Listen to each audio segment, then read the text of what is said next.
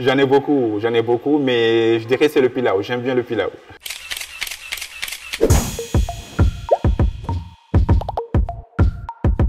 Je m'appelle Abdou Moustapha, j'ai 30 ans.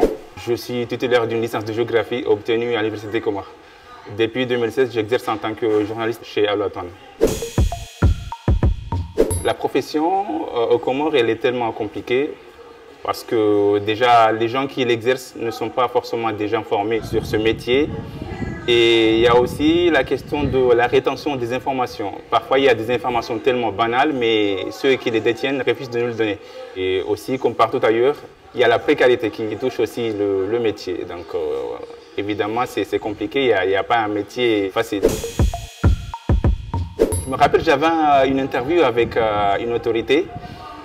Et une fois sur place, mon ordinateur m'a lâché. Donc, du coup, j'étais un peu perdu. Je ne connaissais même pas par cœur les questions. C'était un peu tendu. Je crois que c'est mon pire entretien, même si au final, j'ai réussi à m'en sortir. J'avoue, c'est une fierté de faire partie d'une telle équipe. Cela signifie aussi qu'on a grandi, on a atteint une certaine maturité. En revanche, travailler pour une agence comme Reuters demande beaucoup plus d'efforts, d'attention et d'une certaine responsabilité parce qu'avec les agences, il y a des heures qu'on ne peut pas te pardonner. Tu dois faire preuve de responsabilité, tu dois vérifier encore beaucoup plus les informations avant de les livrer. Une agence, c'est une société qui livre des informations. Donc tous les médias du monde viennent vers cette agence pour s'alimenter. Donc en moins de 5 minutes, ton article peut faire le tour du monde. Donc si tu fais une erreur, ça sera un peu compliqué.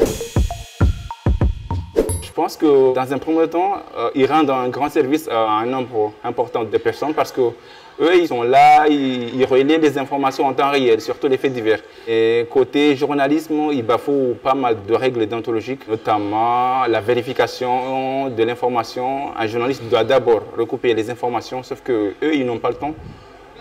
Certains courent derrière le buzz, donc il y a le côté positif et le côté négatif.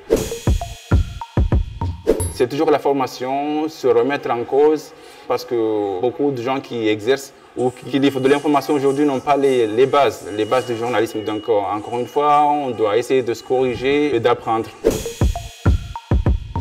Alors, le CNPA, il est là en tant que gendarme. Son rôle, c'est de réguler la profession, de contrôler et de donner l'aval pour toute personne qui souhaite ouvrir un média, notamment que ce soit plutôt la presse écrite, ou une radio ou une télévision.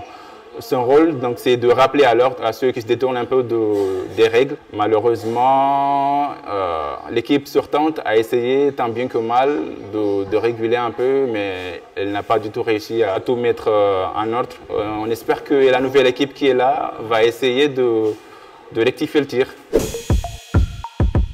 Qu'ils sachent que le métier est un métier précaire. On ne gagne pas assez, on ne peut pas être riche en étant un journaliste. Mais on peut travailler dignement. Ils ne doivent pas courir derrière le buzz ou l'argent ou les autres trucs matériels. Ils doivent juste essayer d'être ponctuels, d'être responsables, de vérifier tout ce qu'ils diffusent. C'est ce qui fera d'eux demain des bons journalistes. On va essayer d'être toujours professionnel dans l'exercice du métier. J'en ai beaucoup, mais je dirais que c'est le pilau. J'aime bien le pilau.